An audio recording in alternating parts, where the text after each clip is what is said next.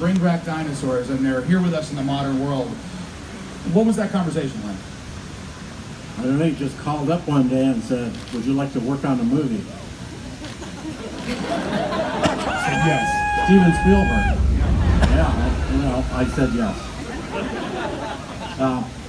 He wanted me to make sure that the dinosaurs were as accurate, could be as accurate as they could be based on the science we had at the time. And he asked me to work with Stan Winston and his group and ILM and Phil and see if we could make dinosaurs look real. And I don't know, we kind of did, I think. Phil, do you have a mic? Hold on, man. We have an extra. Let's make sure he's got you. I have three. What? Well, look. When Steven said, "Look, we're gonna make dinosaurs," I know initially you were talking about doing them as go motion animated creatures, and maybe you could talk a little bit about the transition from. Well, actually, the first call I got was from Kathy, who said, we want to make this dinosaur movie, and we'll send you the galleys, but here's what we want to do. We want to shoot the dinosaurs practically as much as we can, because Stephen had gone to Universal City or something and seen like a bunch of stuff that gave him the hope that maybe you could make a bunch of mechanical dinosaurs.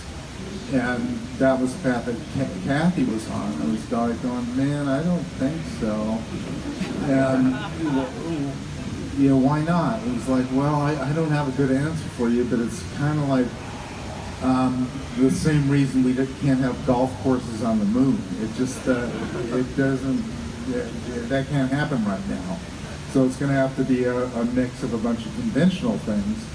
And one thing led to the next, and we were going to do everything very conventionally with high-speed miniatures and, the latest stop-motion, go-motion technology that we had. And then everything came unmoored and the digital revolution happened, and I was dragged into the future screaming and yelling. Do you remember that moment? I do. Okay, tell us. I do, and when Phil's talking about the galleys are what they call the book before it's a book.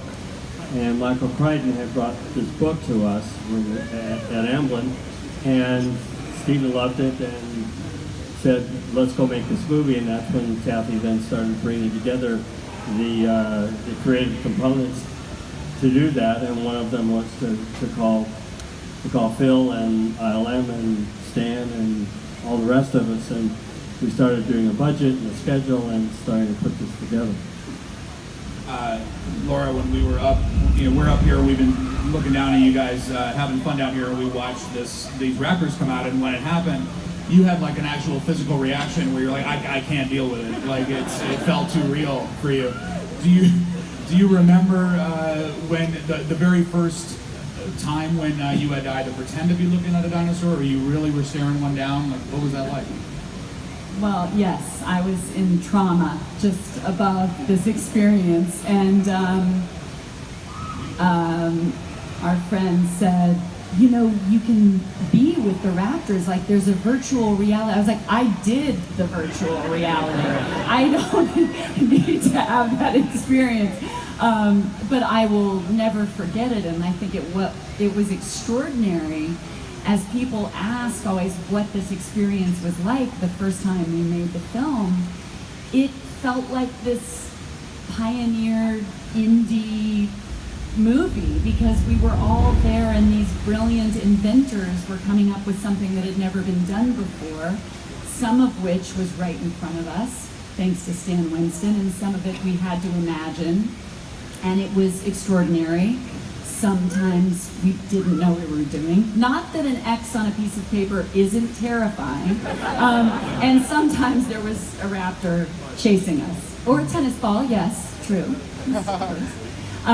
But it was extraordinary. It was, one of the great memories of my life working on this. Ours too. So let's talk about the animatronics for a second. That's a great thing to mention. Stan Winston, an absolute legend. And I think that his animatronics, even though we had the privilege of using many more in Fallen Kingdom, which I love that we can do, those animatronics at that moment were something we had never seen before. We never could have imagined. So when you first saw those animals, I mean, you're someone who studied dinosaur bones your whole life, and when you actually got to stand in front of a T-Rex, how did that feel? The T-Rex was incredible, and with the puppeteers all working it was scary. It was we all would like to bring dinosaurs back, and as far as I was concerned, in 1993, we did. I want to stay with you for a second, because you say we always want to bring dinosaurs back. Just if I can go a little like paleontology nerd with you for a minute, you've been getting into basically reverse engineering a chicken and seeing how close we can get any kind of avian creature to what a raptor might have been. How's that going? It's going pretty good. And almost scary good. Yeah? Yeah. You mentioned that How scary. Yeah. Well, we've got the capability now of making an animal, seriously taking a bird embryo and changing enough genes so that it has a velociraptor-like head with teeth, arms and hands instead of wings. We're missing the tail. You're We're being working on it. monitored, right? Like someone is checking up on you, right? Well, that's a good question. That's incredible. That's incredible. Phil? What do you remember about just with the animatronics specifically? What do you remember about your experience and your interaction with them? Well, Stephen and Kathy, I mean, we just kind of worked together as an improvisational troupe of what do we need to do to get this thing in shape? And we came up with this idea of what we need to do with the technology we've got right now is to create a Bible of behavior and movement.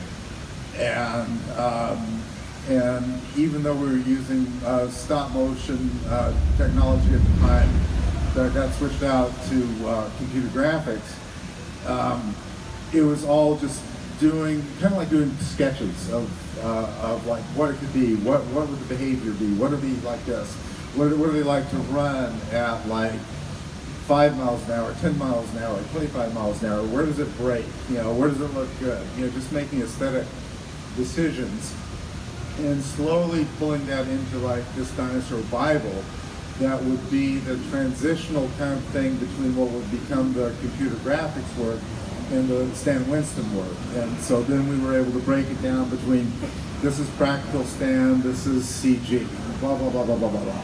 Just like old school, like King Kong, just like it's how movies have been made for a long period of time. And then the great thing that they insisted on was once we had this stuff on film, that the most important thing about the dinosaurs to begin with in terms of their character were their voices. And so we took these Bible studies that we did, and I went up and worked with Gary Rydstrom at Lucasfilm for the sound designer for a couple of weeks, and ran these things, and Gary started, because we can't really start, you don't know the character without a voice, and you don't want to, be animating things that go like, and have a sound designer go, You really want to feel the nature of the character and the attack and decay, and how air is moving out from the lungs, and the snap of the jaws closes it off. And so, that was kind of our guiding light in figuring out who these characters were. And I'm going to stay with you for a second, just to talk about the Raptors specifically, the Raptors in the Kitchen sequence, where you actually had John Rosengrant as a raptor in a costume. At that moment, this idea that dinosaurs were descended from birds was really introduced to the mainstream audience in Jurassic Park. It felt like a new idea at the time. How in tune with that were you when you were thinking about the motion of the raptors, and then what animals were you comparing them to? That was an old idea that other people came up with, 10 or 20 years earlier. But No, I think, and Jack can talk to this, I mean, a lot of the extrapolation that you do to try and determine what these things might be is you look at the paleontological record. A lot of it is like 90% of your work is done in the bones. It tells you what to do. You just kind of have to like wind it up like a toy and then extrapolate its water weight. How heavy is it? You know, and is it like an elephant or a giraffe or an ostrich or whatever, and then just do that. You guys do that, right? Yeah, we do kind of do that,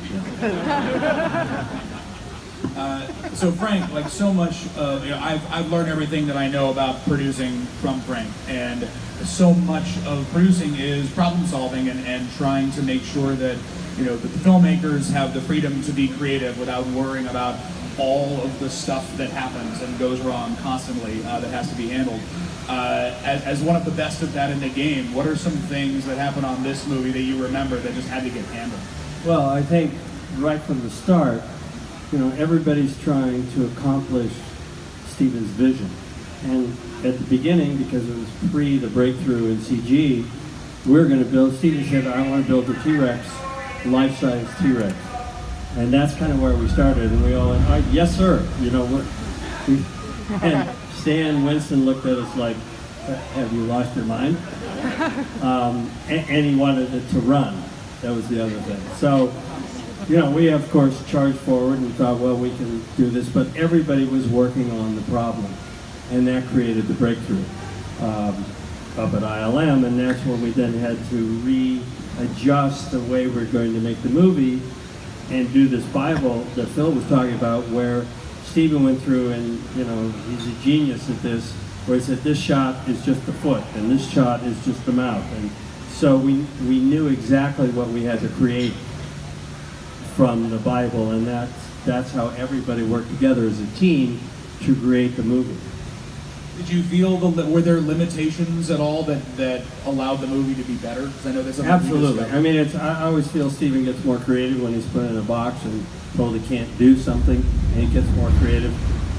The best example is you all remember the swordsman in Raiders of the Lost Ark? That's a perfect example of that creativity coming from solving the problem.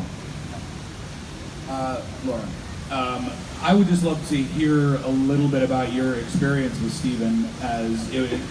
One of the things I admire the most about him is that, for all of his visual brilliance, his storytelling, he also knows how to communicate with actors, especially with children, but can help you find a truth in an otherwise completely fantastical and sometimes even ridiculous situation. What was that experience like? Well, it's pure magic. We know he's extraordinary, and it's one of the great experiences of my life. And while Phil and many other brilliant men were working on the sound design, and Steven was plotting the imagery for the film, we also had to start shooting the movie. And I will never forget, on the first day, I believe it was day one, we were in Hawaii, and we're lined up hearing a sound for the first time as we see rustling in the cage right before this thrashed, I guess almost like a gurney comes up where they had lowered down this goat, wasn't it? And it's exciting. This cow. A coat. I was gone. A cow. But needless to say, we're there. It's so exciting. It's Steven, this extraordinary cast. It's going to be inventive. We don't know what it'll look like when it all comes together. And we're all lined up. And on take one, we realize that we're all responding at different times to when we are supposed to hear the sound. So quickly, Richard Attenborough says, Steven, my dear boy, we need your help so that we're all aligned. And he's like, of course. I'm like, oh my God, Steven Spielberg, I'm acting and he's directing me. This is so amazing. So Steven's holding his megaphone and they roll camera. And we're lined up. Richard's to my right, and Alan Grant, Sam Neill, is there. And we look down and we're waiting for this moment to hear the first sound of the dinosaur that Phil's working on with a group of men somewhere else. And suddenly, in this moment, comes Stephen going, "Roar! Roar!" And I'll never forget Richard Attenborough looks at me and he goes, "Oh dear, do you think this will work?" It was like a moment of panic. But from that moment forward, magic did appear. And I have to say, speaking of the animatronics, on the day that I walk through this field and see that Triceratops, I genuinely started crying. It was one of the most beautiful creatures I've ever seen in my life. And watching the breath, its eyelids, its tongue, its mouth, I mean, the way it was moving and reacting, it was working with this extraordinary being. It was just mind-blowing. But day one was a little tricky. That was a little interesting. I think an obvious question that I'm sure we ask all the time is, did you ever think that this movie was going to be, as big as it was? But I have a much more specific question for you as a character. Did you imagine when you were playing Ellie Sattler that character would go on to be one of the most iconic women in the history of film? And the character is so important to so many. Did you have any idea?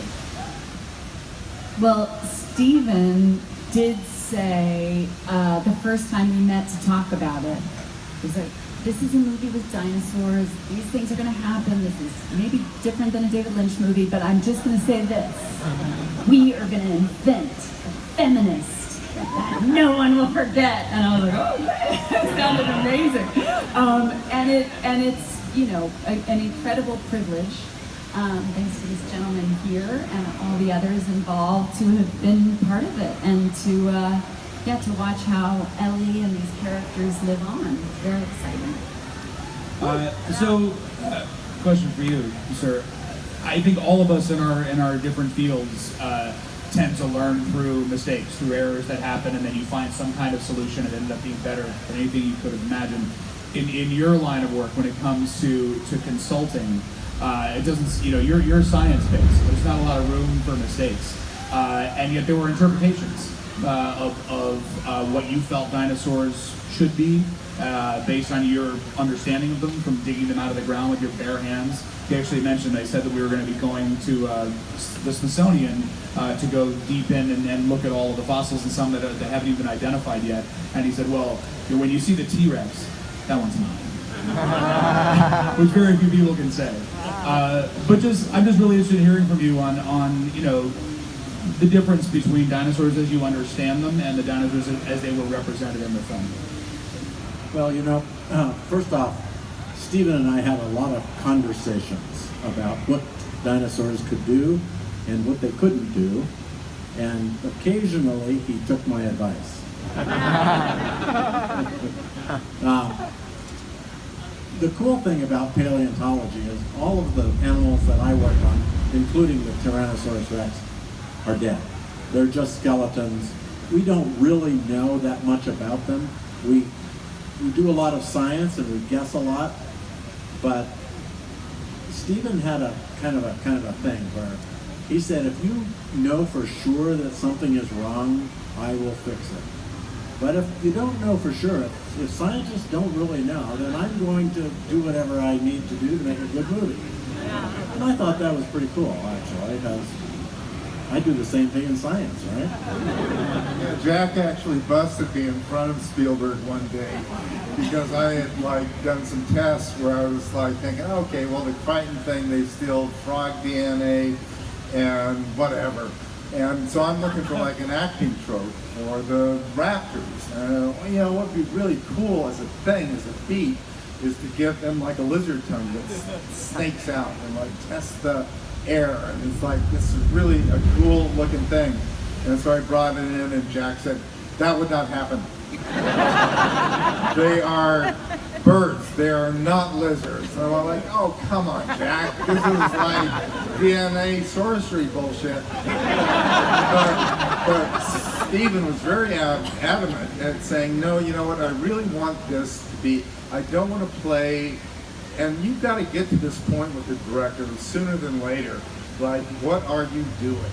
And it answered the question. It was like, I want these to be animals, not monsters. And I want them to be sanctioned by the paleontological community. That's what we're doing. It was like, I got it now. Yeah. I think the tongues would be great, but But we filled in with something better, right? So what we filled in with was the raptors coming to the window and snorting and fogging up the window, which only a warm-blooded animal can do. Didn't know that.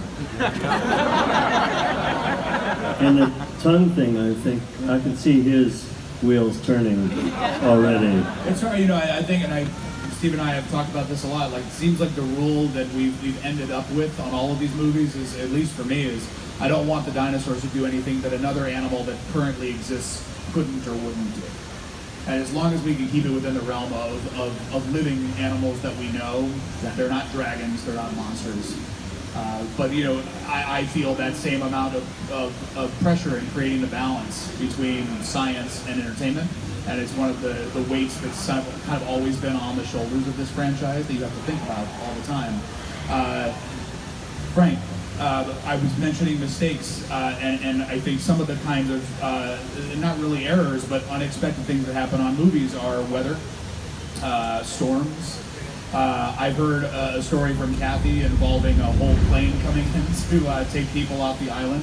Yeah. Tell me about all that. Well, it's actually kind of wild. How about the volcanic eruption that's happening right now? It's part of our advertising campaign on Fallen Kingdom, just to get everybody's attention. No one has been hurt. Yeah. Evacuations have happened. Good. It's all good. It's kind of a famous story of Hurricane Iniki coming in. I do take a little credit for getting the crew off of the island, because before Kathy and I met, she was not a runner. And she began running because I was a runner, and she was in great shape. And once the hurricane hit, and there were trees and debris and everything over the roadways, and nobody could get to the airport, she ran 5 miles to the airport on Kauai, somehow commandeered a plane to take her to, well, she's a smooth talker. She got her way to Honolulu. She figured out what was needed back on the island and how to get a 727 back to the island, and they needed some supplies, mostly food. She talked to a guy from Safeway. She got some food on the plane. She jumped back on. They went back to Kauai. Everybody was lined up at the airport. They got on the plane, and suddenly she looked up in the cockpit, and guess who was flying the plane? Jock, Fred from Raiders of the Lost Ark. Jock, who was sitting fishing on the float plane at the beginning of the movie. He was a commercial pilot. He flew for Hawaiian Air, and then he realized what the crew was. And so, as they took off with the crew from Jurassic Park, said, "Hello, I'm Fred, your pilot." Da, da, da, da, da, da. And you know what? Because of what Kathy did, if she wanted to run for president, I would tell everybody to vote for her. We're not doing that. Big mistake. You guys have enough franchises. A lot to deal with. No, it's amazing. Like the act of producing is something that's so vague to a lot of people. It's really hard to understand specifically what it is. And that story, it's not the only thing, but if you want to know what hardcore on the ground producing is, it's that you're FEMA. Well, and that's what happens because when you're a movie crew, you're a little army and you have everything. And so the crew, while Kathy was gone, was helping everybody on the island. They had chainsaws, they had trucks, they had tools, they had Alcohol. The most important thing. And they were ready to go when she came back with the plane. But it is making a movie is problem solving. To stay on the hurricane for a second, tell me about the experience of the actors, because that's, if you have given yourself to a character and you're that person, to suddenly realize, and you've been pretending to be in danger, to have to shift into being an actual danger. How did Stephen work with the children, especially, and handling, that kind of intensity?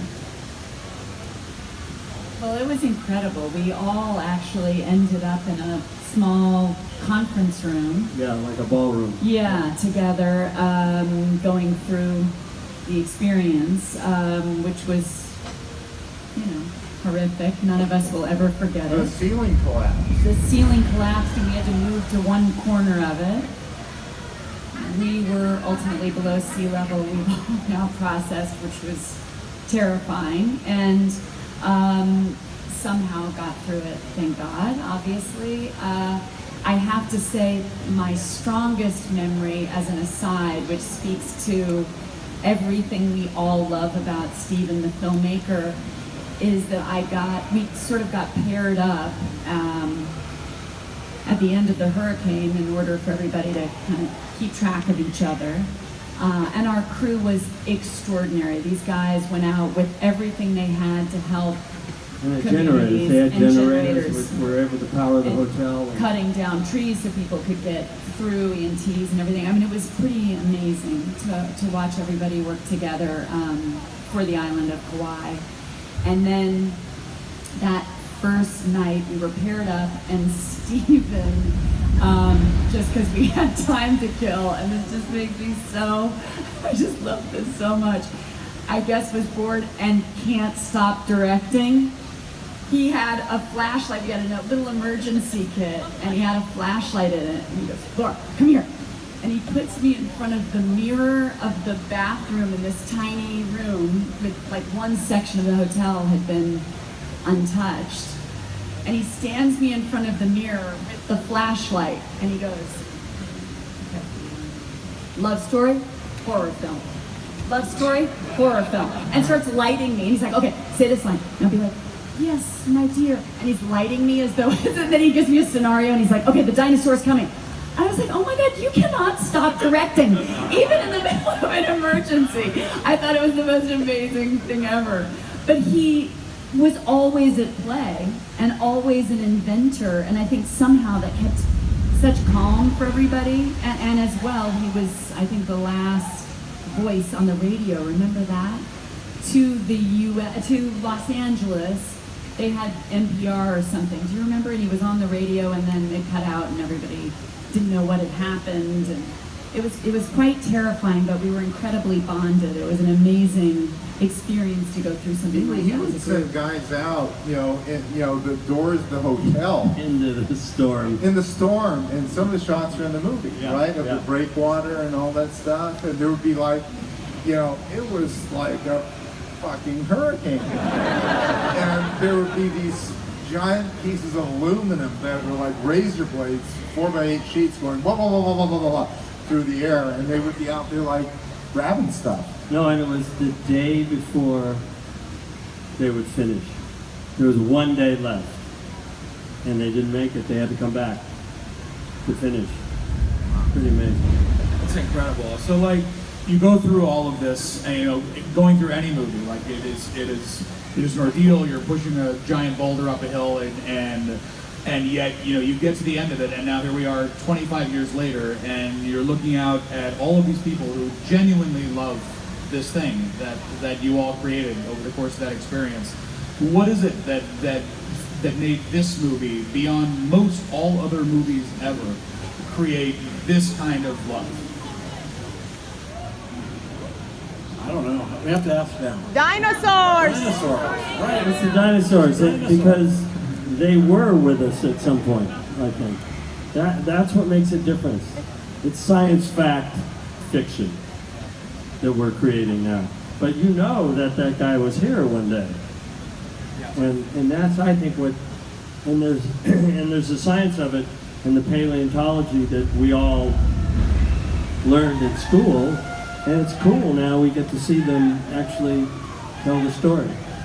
And the magic of that experience, of us coming up to the crest in the Jeep, and just like you, the cast, we had a screening with Steven and Frank to see what we were actually seeing there. And the first time, like you, that I saw what they had invented, we were all in tears. It's the most beautiful, extraordinary image I've seen in a movie. I was so moved by it. So it was such a blessing to be part of what everybody worked together to invent, because as you all say, that's what we all were in love with. We got really lucky, to have Steven there, but when you've done enough of these things, you actually never really know until it's all glued together.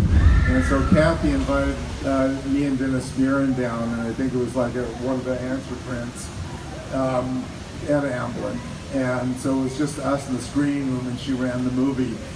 And she goes like, "What do you think?"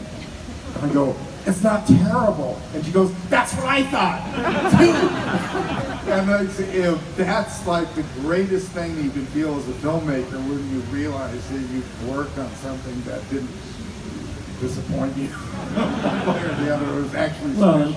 There's so many things that go into it, including the music. Yeah. I mean, where would we be without John Williams?